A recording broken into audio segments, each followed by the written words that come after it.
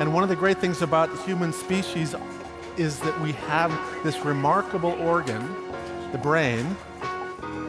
La tête dans le cerveau. Biologie, cervelle, synapses, neurosciences, physique.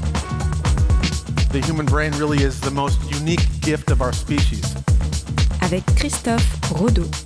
La composition de la flore intestinale ne serait pas sans conséquences sur des éléments comme les prises de décision. La tête dans le cerveau.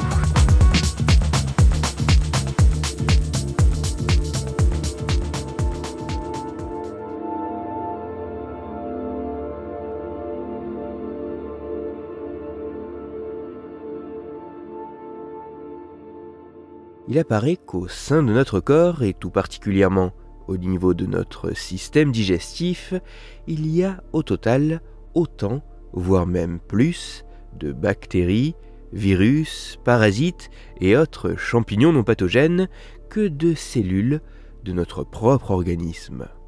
Mais jusqu'à quel point cette population de micro-organismes nichés au sein de notre intestin, nommés microbiote intestinal, peut avoir un impact sur nous.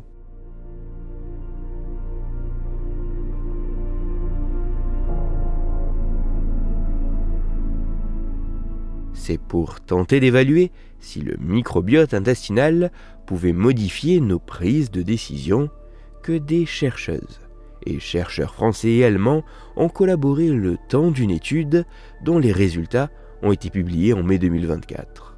Pour leurs travaux, les scientifiques ont soumis plus d'une centaine de volontaires masculins à un test nommé le jeu de l'ultimatum. Ce test consiste à attribuer une somme d'argent à un premier participant qui doit ensuite la partager de manière équitable ou non avec un second participant. Ce second participant est alors libre d'accepter ce partage, ce qui fait que les deux participants repartent avec leur somme d'argent ainsi répartie. Mais ce même second participant peut également décider de décliner l'offre, notamment s'il la juge insuffisante et trop injuste. Dans ce cas, aucun des participants ne reçoit l'argent. Petite subtilité, lors de cette étude, l'ensemble des participants a dû réaliser ce test 2 fois à 7 semaines d'intervalle. Et alors que la moitié des volontaires a dû prendre durant ces 7 semaines d'intervalle des comprimés placebo, l'autre moitié des participants a reçu un traitement disponible librement dans le commerce contenant des probiotiques, autrement dit des bactéries bénéfiques, ainsi que des prébiotiques, c'est-à-dire des nutriments favorisant la colonisation des bactéries dans l'intestin.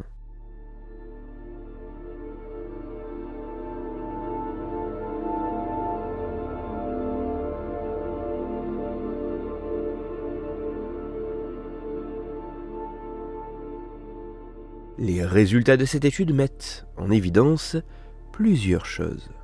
Tout d'abord, il apparaît que les volontaires qui ont reçu un traitement de 7 semaines à base de pro et prébiotiques voient effectivement leur microbiote intestinal se modifier.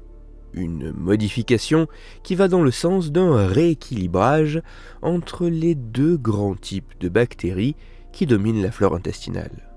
Ensuite, pour ce qui est de la prise de décision, comparé aux participants ayant reçu un placebo, il apparaît que les volontaires, dont la composition du microbiote est plus équilibrée, sont, en moyenne, plus enclins à rejeter les offres inégalitaires. Ceci, même lorsque le partage de la somme d'argent n'était que légèrement déséquilibré.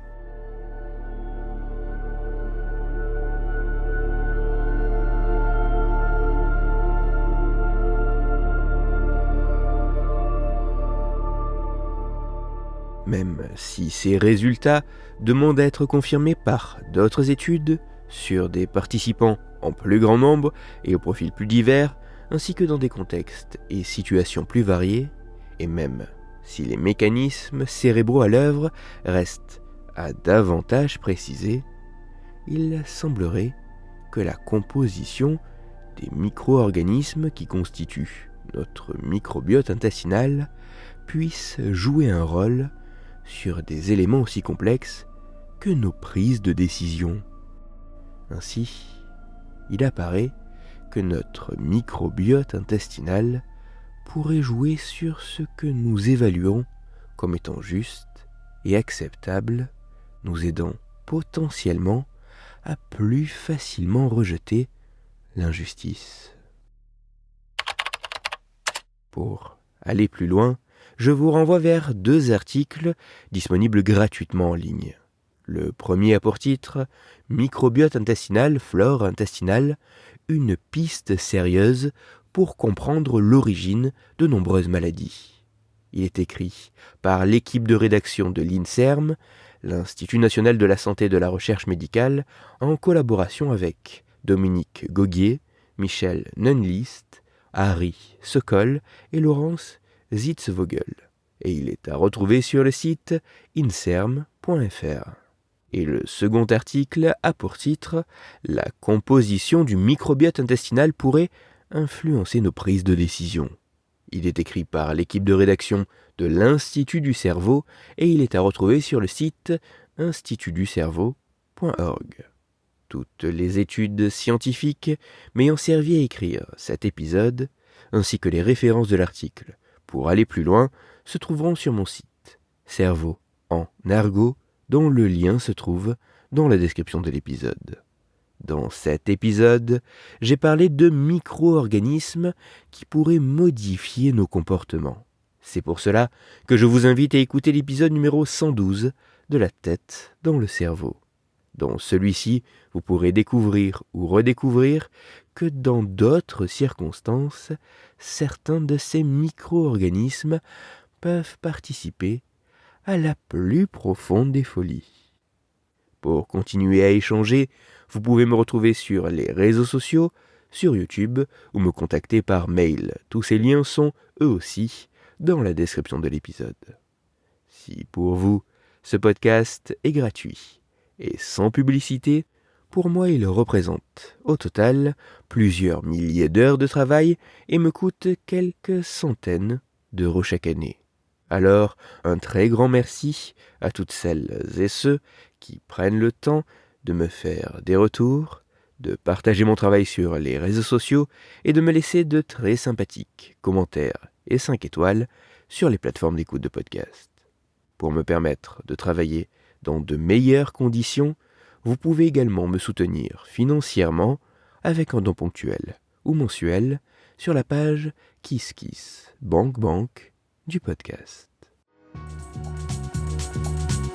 Christophe Rodeau. La tête dans le cerveau.